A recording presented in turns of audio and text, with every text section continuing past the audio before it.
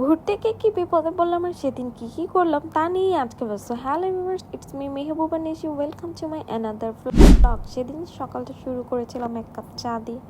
তো তারপর মনে হলো যে একটু ঘুরতে যাওয়া যাক, তো যেই ভাবনা সেই কাজ, বের হয়ে গেলাম। যদিও আমার টক একটু পছন্দ না, বাট বের হয়ে মামাকে দেখছিলাম সুন্দর করে কাঁচা আমের ভর্তা বানাচ্ছিল, তো সেটাই নিয়ে নিলাম খাওয়ার জন্য। তো তারপর হচ্ছে আমরা রওনা দিয়ে দিই আমাদের গন্তব্যের উদ্দেশ্যে। তো সেদিন ভালোই রোদ ছিল এবং গরমও ছিল, আকাশটাও প্লাস একদম চকচক করছিল, আর এদিকে আমার মেয়ে ঘুমে ঢুলু ঢুলু করতেছিল। তো আমরা প্রথমেই পৌঁছে যাই মারিসাদের বাসায়, ওকে ওইখান থেকে রিসিভ করে তারপরে আমরা ঘুরতে বের হব। তো ওর বাসায় যে আমরা প্রথমে একটু রেস্ট নিয়ে নিই, তারপর রেডি হয়ে আমরা সবাই ওখান থেকে বের হয়ে যাই। আর এখানে মারিসার ফ্রেন্ডকেও নিয়ে নিই সাথে করে। তো আমরা গাড়িতে বেশ মজাই করছিলাম, গান টান শুনতেছিলাম, আর ওরা অনেক গল্প করতেছিল যে পিছনে মারিসার ফ্রেন্ড বসে আছে। তো এই রোডটা হচ্ছে বাউনিয়া যাওয়ার, আমরা আজকে বাউনিয়া যাচ্ছিলাম। আমার অনেক দিনের ইচ্ছে ছিল বাউনিয়াতে বসে বসে প্লেন উড়া দেখবো, রানওয়েতে কীভাবে প্লেনগুলো উঠছে সেগুলো দেখবো। তো ওইখানে চলে যাই। তো এই স্পটটাতে অনেক কিছু ছিল, খাওয়া দাওয়ার অনেক কিছু ছিল, আর এখানে বেশ মানুষজন এসে আড্ডা দেয়, গল্প করে। তো আমরা প্রথমে এখানেই নামি, আর আমার মেয়ে এখানে নেমে খোলা মাঠ না অ্যাকচুয়ালি খোলা রাস্তা পেয়ে ওখানে দৌড়াদৌড়ি শুরু করে দেয়। তো ওরা দুজন ওকে কোম্পানি দিচ্ছিল।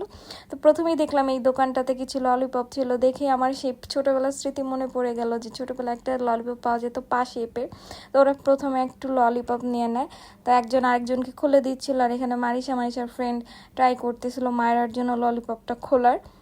তো ও খুলে মায়েরার হাতে দেয়, আর সে খুব ভালোই এনজয় করে ললিপপটা নিয়ে, আর টুকটুক করে সেটা খায়, আর এখানে একটু অনেকক্ষণ ঘুরে। তো আমিও এখানে হাঁটাহাঁটি করতেছিলাম, প্লাস অনেক কিছু ছিল সেগুলো একটু একটু ট্রাই করছিলাম। এই তো আমার ছোট্ট বাবুটা সুন্দর করে ললিপপ খাচ্ছে। তো এর মধ্যেই দেখলাম একটা প্লেন সুন্দর করে ল্যান্ড করলো।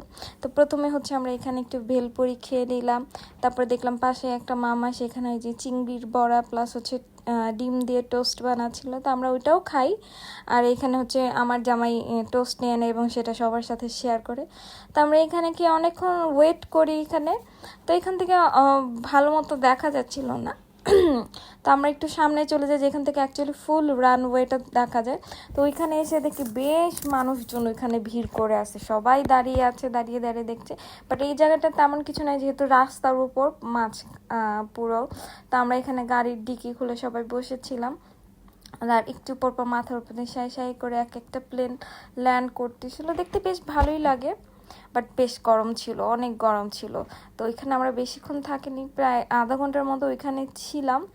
তারপর হচ্ছে আমরা বাসায় ব্যাক করি।